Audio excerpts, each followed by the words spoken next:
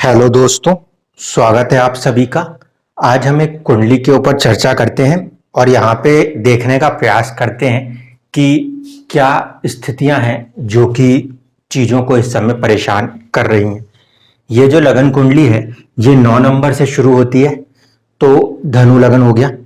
Degree जो है लगन की वो 10 डिग्री का लगन है। नक्षत्र जो है वो मूला है और स्वामी हुए केतु। केतु जो हैं इस कुंडली में वो सेकंड हाउस, धन भाव, कुटुंब भाव वहां पे बैठे हैं। केतु अपने आप में एक सेपरेटिस्ट नेचर के प्लेनेट माने जाते हैं। आध्यात्मिक चीजों के लिए तो बहुत अच्छे हैं, लेकिन फिर भी इनको कहीं ना कहीं अलगाववादी ग्रहों में माना गया है। तो ये जो सोच है केतु, ये अपने आप में थोड़ा सा खोया खोया सा रहना, सब कुछ आते हुए भी, सब कुछ पता होने के बाद भी कुछ कॉन्फिडेंस की कमी सी महसूस होना, ये नेचुरली कहीं ना कहीं केतु दे देते हैं। अब इस कुंडली में केतु सेकंड हाउस में चंद्रमा के साथ में बैठे। चंद्रमा जो है वो होता है मन।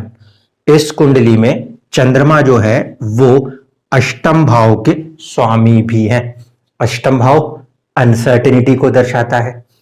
चंद्रमा अपने आप में मन को भी दर्शाता है। तो कहीं ना कहीं बुद्धि यानी कि जो लगन है, सोचने का तरीका है, उसको मन, चंद्रमा, अष्टम भाव इम्पैक्ट किए हुए है। अनसर्टेन थॉट्स जो हैं वो नेचुरली रहेंगी। साथ ही साथ केतु जिस राशि में बैठे उसके भी स्वभाव को ले लेता है। जो ग्रह राहु और केतु को देखें उनके स्वभाव को भी ले लेता है। तो यहां पर जो सोच है केतु, उसके ऊपर गुरु की दृष्टि, तो कुछ पॉजिटिव प्रभाव गुरु की दृष्टि का भी है। साथ ही साथ नीच राशिस्थ मंगल की भी दृष्टि है। इसीलिए साहस, पराक्रम, बुद्धि और 12वां घर, खर्चे, परेशानियां, ये सारी चीजें जो है यहाँ पे केतु के साथ कनेक्ट हो गई हैं। इस समय गोचर में जो केतु हैं वो 8 नंबर की राशि के ऊपर से चल रहे हैं। इस कारण से सितंबर 2020 से लेकर अप्रैल 2022 तक जो आपके सोचने का ढंग है वो कहीं ना कहीं अपने आप को परेशान सा महसूस कर रहा है। 12वें भाव में केतु जो है आध्यात्मिक चीजों के लिए फिर भी ठीक है। तो यदि आप आध्यात्मिक चीजों के साथ जुड़े हुए हैं तो थोड़ा सा अपने आप को बैलेंस कर लेंगे। अगर नहीं तो ऐसे स्थिति में जो ये केतु 12th हाउस में है ये काफी मानसिक कष्ट देते हुए नजर आएंगे। इसलिए इस पीरियड के अंदर मैंने ज्यादातर लोगों से जो कहा कि अगर 12th हाउस में आपका थॉट प्रोसेस जा रहा है तो हॉस्पिटल, योगा या बर्थ प्लेस से दूर हटने वाले कुछ चीजों को करके कम से कम अपने आप को पॉजिटिव बनाए रखें। तो यहां पे भी यही बात होगी। अब अप्रैल बहुत करीब है। अप्रैल के बाद जब केतु वहां से निकलेंगे, आगे बढ़ेंगे, तो आपको एक पॉजिटिविटी जो है वो देखने को मिलेगी। जब केतु आगे बढ़ेंगे यानी सोचने का ढंग जब आगे बढ़ेगा तो वो जाके मिलेगा शुक्र के साथ। शुक्र जो है इस कुंडली में वो एक तो लाभ भाव के स्वामी है, लाभ भाव में बैठे हैं, और दूसरा छठे भाव के स्वामी है। छठा भाव जो है वो रोग भी है, रिपो भी है, ऋण भी है, सर्विस भी है। ठीक है, तो हो सकता है कि कोई नए कामकाज के साथ आप जुड़ें और फिर उसकी वजह से आपको एक आमदनी, 11th हाउस अर्निंग्स देखने को मिले। अब ये बात क्यों कह रहे हैं? क्योंकि आपका जो शनि है वो जन्म के केतु के ऊपर से गोचर किए हुए है। जब भी शनि केतु के ऊपर से गोचर करता हो या केतु शनि के ऊपर से गोचर करता हो तो उसको लेके भी मैंने समझाया था। शनि कर्म का कारक ग्रह है, केतु जो है वो मोक्ष का है, यानी कि किसी चीज से हटके किसी और चीज की तरफ आगे बढ़ा ले जाने में। तो जो चला आ रहा कोई एक कर्म है उसको बदल कर कोई दूसरी या उसी कर्म के अंदर जो आप कार्य कर रहे हो उसके अंदर कोई नई बारीकियों को जोड़ देने का काम यहाँ पे केतु कर सकता है। दूसरी बात है कि चंद्रमा के ऊपर से शनि का गोचर है, इसका मतलब है कि 7.5 है। 7.5 जो है वो राइज भी करवाती है, अच्छी खासी मेहनत भी कराती है और जिंदगी में ऊंचाइयां देने का प्रयास करती है। इसीलिए आप अपनी जिंदगी में ऊंचाइयों की तरफ प्रयास कर सकते हैं। सिर्फ यही कि केतु क्योंकि 12th हाउस में गया है, मानसिक कष्ट बढ़ा रहा है, उससे आपको अपने आप को थोड़ा सा बचाए रखना है। और जैसे ही केतु आगे आएगा, 7.5 तो आपके ऊपर अभी चल रही है और आगे भी चलेगी, इसीलिए पीरियड आपके लिए अच्छा है, आप उससे परेशान मत होइए। आपके ऊपर इस समय गुरु की महादशा है। गुरु इस कुंडली में 1st हाउस और 4th हाउस के लॉर्ड हैं। अभी जो दशाएं हैं उसमें जहां तक है अंतरदशा बुध की ही है, तो बुध और गुरु दोनों ही 10वें भाव में बैठे हुए हैं। ठीक है, मेन चीज क्या हो रही है कि गुरु जो है वो चंद्रमा के नक्षत्र में बैठे हैं। चंद्रमा जो है वो अष्टम भाव के स्वामी है। अष्टम का मतलब है कि जिंदगी में कुछ बदलाव लेकर आना चाहते हैं, इसलिए दशा अच्छी है, जिंदगी को पॉजिटिव वे में बदलना चाहती है। पूरा का पूरा जो फोकस है वो कहीं ना कहीं, शनि यहाँ पे 10th हाउस में है इसलिए कर्म के ऊपर रहेगा। शनि 10th हाउस में है, इस कारण से भी जिंदगी में प्रोफेशन के अंदर अप्स एंड डाउन्स आएंगे। ठीक है, शनि की दृष्टि को उठा लेते हैं। शनि की दृष्टि जो है वो 12th हाउस के ऊपर है, तो खर्चों को, विदेश से जुड़े हुए कर्मों को कहीं ना कहीं कुछ लिंक कर सकती है। साथ ही साथ शनि 4th हाउस के लॉर्ड जुपिटर के साथ बैठे हैं, 4th हाउस को देखते भी हैं, इसलिए जो परिवार का सुख हुआ या प्रॉपर्टी का सुख हुआ, शनि जो है वो मटीरियलिस्टिक चीजों को देने में सक्षम है। इस कारण से परिवार वालों से थोड़ा सा भले कम बने, लेकिन प्रॉपर्टियां वगैरह जो है वो बन जाएंगी। गुरु का 10वें भाव में होना भी अच्छा है। बुध यहाँ पे उच्च राशिस्थ है और एक शुभ ग्रह गुरु और दूसरे शनि के साथ जुड़े हुए। शनि के साथ जुड़ेंगे तो शनि को शुभ ग्रह नहीं मानते, परेशानियां थोड़ी सी देंगे। इस लगन के अंदर शनि जो है 2nd हाउस और 3rd हाउस के लॉर्ड है, इसलिए खुद का अपना कोई काम, इसको भी आप स्टार्ट कर सकते हो। या फिर जुपिटर, सैटर्न और मर्क्यूरी, ये 3 कॉम्बिनेशन हो रहे हैं। कॉम्बिनेशन को समझिए, व्यापार भाव का स्वामी है, 2nd 3rd हाउस का लॉर्ड है। शनि जो है वो इस कुंडली के अंदर इस योग फॉर्मेशन के द्वारा आपको व्यापार की तरफ लेके जा सकता है। जुपिटर जो है वो 1st हाउस और 4th हाउस का लॉर्ड है, इस कारण से खुद को डेवलप करने के लिए ये कुंडली काफी हद तक सक्षम है। अब बात ये उठती है कि चुनौती किस एरिया में? चुनौती है वो है मैरिड लाइफ के अंदर। क्यों? क्योंकि देखिए, शनि की 10वीं दृष्टि जो है वो आ रही है आपके 7th हाउस के ऊपर। साथ ही साथ शनि जो है वो बुध को अपने साथ जोड़ रहे हैं। शनि जब 10th हाउस में बैठते हैं और 7th हाउस को देखते हैं तो मैरिड लाइफ के अंदर कई बार चैलेंजेस देखने को मिले हैं। मैंने बहुत सारी कुंडलियां देखी, वहां पे मुझे ऐसा ही अनुभव हुआ है, इसीलिए मैं खुल के बोल रहा हूँ। किताबों में लिखा हो ना लिखा हो, लेकिन शनि यहाँ पे बहुत ज्यादा कर्म कराता है, इसीलिए यहाँ पे ऐसे पार्टनर के साथ जुड़िएगा जो मैच्योर हो, जो स्थितियों को समझ सकता हो, तब जाके चीजें आगे बढ़ पाएंगी। आपका 8th हाउस के अंदर नीच राशिस्थ मंगल और साथ में राहु है, इस कारण भी मैरिटल लाइफ हैप्पीनेस में थोड़ा सा एक गर्माहट, मंगल और राहु, एग्रेशन, ये रहने की संभावना बनती है। सूर्य जो है वो किस्मत के स्वामी हैं, अपने ही भाव में बैठे हुए हैं। ठीक है, शुक्र जो कि लाभ भाव के स्वामी हैं वो लाभ भाव में बैठे हैं, लेकिन 6ठे भाव का स्वामी कुंडली में जहां भी बैठता है वहां पे थोड़ी सी परेशानी लगाता है, इसलिए यहाँ पे शुक्र का बैठना बड़े भाई बहनों से भी और थोड़ा सा सोर्स ऑफ अर्निंग के अंदर नेचुरल एक प्रॉब्लम लगाने की कोशिश करेगा।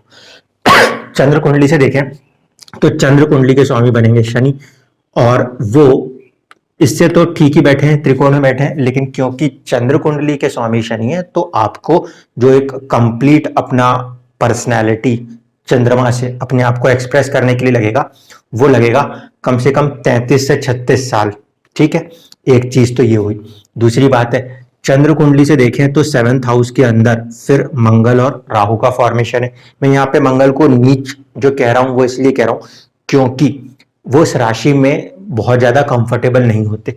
बहुत सारे लोगों का एक मत होगा, हम भी मानते कि मंगल को जो कि नीच राशि हो रहे हैं उसको चंद्रमा देख रहे हैं, इस कारण से नीचता वाली कोई प्रॉब्लम नहीं आएगी। लेकिन मांगलिक कुंडली लगन से भी हो रही है, मांगलिक कुंडली सूर्य लगन से भी होगी और मांगलिक कुंडली चंद्र लगन से भी होगी। इसीलिए बहुत ही ज्यादा मांगलिक कुंडली है, मैरिज के अंदर मांगलिक वाले फैक्टर को ध्यान देना होगा। राहु से देख लें तो राहु से 10 घर का अगर बात करेंगे, क्या कर्मा होगा राहु से कनेक्ट, तो 1 2 3 4 यहां से गिनेंगे तो ये आएगा। इसका मतलब है कि हमेशा जो है एक लालसा रहेगी लाभ को अर्जित करने की, शुक्र विलासिता को अर्जित करने की।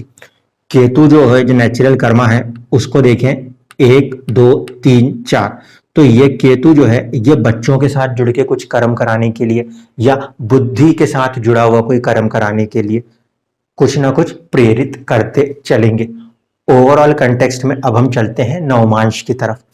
आपकी जिंदगी में नवमांश जो मिल रहा है वो 4 नंबर से उसका लगन बनता है और एक्चुअल लगन कुंडली में अगर मैं उसको बनाऊं तो वो अष्टम भाव से आता है। तो कई बार आप अपनी जिंदगी में ऐसा महसूस करोगे जैसे कि आपको कहीं कैद कर दिया गया है, जैसे जेल से होती है ना कि बिल्कुल करना तो चाह रहे हैं लेकिन कुछ कर नहीं पा रहे, कभी सपोर्ट नहीं बन रहा हालातों से तो कभी अपनों से। जहां पे क्योंकि जो नवमांश का लगन है वो अष्टम से जुड़ रहा है, तो अगर रिसर्च वाले काम करने जो होता है ना, अकेले रह के काम करने होते हैं, खोज वाले काम करने, वहां के लिए तो बहुत पॉजिटिव है। अन्यथा आप अपने आप को ऐसा महसूस करोगे कि जैसे मुझे किसी ने सजा दे दी है कि सब कुछ तो है मेरे पास लेकिन उसके बाद भी एक कैद सी है। नवमांश के अंदर देखेंगे तो राहु जो है वो सूर्य जो लगन कुंडली का सूर्य है उसके साथ कनेक्ट हुए, इसीलिए भाग्य में थोड़ी थोड़ी अड़चने देखने को मिलती हैं। मंगल जो कि हम मानते हैं किसके लिए, पैशन का ग्रह, तो वो यहाँ पे नीच राशि से दिख रहे थे, नीच भंग भी करेंगे। यहाँ पर आए तो वो चाहेंगे या अपने प्रयास करेंगे ज्यादा से ज्यादा धन उपार्जन करने के लिए। गुरु और बुध ये दोनों पॉजिटिव हो रहे हैं मैरिज के पॉइंट ऑफ व्यू पे, इसीलिए विजडम जुपिटर कहीं ना कहीं सपोर्ट करेगा कि मैरिज को ठीक ठाक रख के चलाया जा सके। बुध जो कि कर्म का भाव है उसका स्वामी, वो किस्मत के उस पॉइंट से देखें तो वो कहाँ कनेक्ट हो रहे हैं, वो कनेक्ट हो रहे हैं लगन कुंडली के 7th हाउस से। नवमांश में ये कनेक्ट होंगे अपने से 12th। ऐसे स्थिति में थोड़ा सा अप्स एंड डाउन्स प्रोफेशन में नेचुरली देखने को मिलते हैं। दूसरी चीज है कि आप व्यापार की तरफ आगे बढ़ सकते हो, किस्मत उसके लिए आपको आगे लेके जा सकती है। शनि जो है वो कहीं ना कहीं 6th हाउस में बैठे हुए हैं, तो आपसे जब भी कोई इंसान कोशिश करेगा दुश्मनी करने की तो 6ठे भाव में बैठा हुआ शनि किस्मत से उसको अपने तरीके से सॉल्व करा देगा। इसीलिए आपको लड़ाई झगड़ों वाली चीजों में ज्यादा कुछ परेशान होने की जरूरत नहीं है, वहां पे शनि आपको बचाए हुए हैं। अब बात करें चंद्रमा की जो कि मोस्ट इंपॉर्टेंट पार्ट था, वो यहाँ पे शनि की राशि में है, नवमांश में वो गुरु की राशि में है। गुरु के अंदर देखें यहाँ पे नवमांश में तो कहीं ना कहीं उनसे 4 घर आगे बैठे हैं जो कि एक अच्छी बात है। ठीक है, गज केसरी का जब हम बात करते हैं तो लगन कुंडली में तो नहीं लेकिन नवमांश के अंदर ये फॉर्मेशन दिखाई देता है। सबसे ज्यादा स्ट्रॉन्ग योगा अगर यहाँ पे देखोगे तो वो है जुपिटर का मरकरी के साथ कॉम्बिनेशन, जो यहाँ भी था और यहाँ पर भी। ऐसे स्थिति में व्यापार की तरफ आप आगे बढ़ सकते हो, दूसरों के साथ जुड़ के जो काम होते हैं 7th हाउस उनसे जुड़ के भी आप कार्य कर सकते हो। जो आपको मानसिक परेशानी आ रही है वो इस केतु के आगे बढ़ने के बाद खत्म हो जाएगी। सूर्य जो कि किस्मत के स्वामी है वो और आमदनी शुक्र ये जो है ये नवमांश की कुंडली में कहीं ना कहीं आपके 12th हाउस से जुड़ते हैं। शुक्र का 12 से जुड़ना कोई बुरा नहीं माना जाएगा। यहाँ पे किस्मत कहीं ना कहीं अच्छी विलासिता देने का प्रयास करेगी। विलासिता मिलने के बाद गलत पथ पे मत जाइएगा, ठीक है। दूसरी चीज, सूर्य का जो कि 9th हाउस का लॉर्ड है वो 12th में गए हैं, तो हो सकता है अपने बर्थ प्लेस से दूर हटकर आप ज्यादा अच्छा ग्रो करते हुए दिखाई दे, क्योंकि सबकॉन्शियस माइंड केतु जो है वो अष्टम के साथ भी जुड़ रहा है। इस कारण से ये स्थिति बन सकती है कि आप अपने बर्थ प्लेस से दूर हटके ज्यादा अच्छा ग्रो करते हुए नजर आए। जो आपकी दशा है ये 2034 तक गुरु की ही महादशा है और गुरु सुख संसाधनों को और आपकी पर्सनालिटी को डेवलप करने का प्रयास करेंगे। अपने थॉट प्रोसेस को पॉजिटिव रखिए। चंद्रमा के कनेक्शन होने के कारण बहुत ज्यादा इमोशनल होकर मत सोचिए। आप अच्छा करेंगे अपनी जिंदगी के अंदर। और आने वाला जो समय है, अभी शुरुआत के जो पीरियड अभी चल रहे हैं वो, उनको आप ध्यान से देखोगे तो साढ़े साती का जो 2023 जनवरी 2023 तक का पीरियड है, इसके अंदर आप किसी भी काम से जुड़ के उसके अंदर की बारीकियों को और ज्यादा डेप्थ को सीखिए। आने वाले समय में जब 1.5 साल के बाद केतु का गोचर इस भाव के ऊपर से होगा, इस शनि के ऊपर से होगा, तो आपको और भी ज्यादा तरक्की के रास्ते खुलेंगे। इसलिए 1.5 साल अपने आप को बिल्कुल पॉजिटिव वे में अपने काम के अंदर बारीकियों को लाने में लगा दीजिए, और इसके बाद आपकी जिंदगी जो राइज करेगी वो आप खुद बताइएगा कि क्या स्थिति के साथ कहां तक चल रही है। धन्यवाद।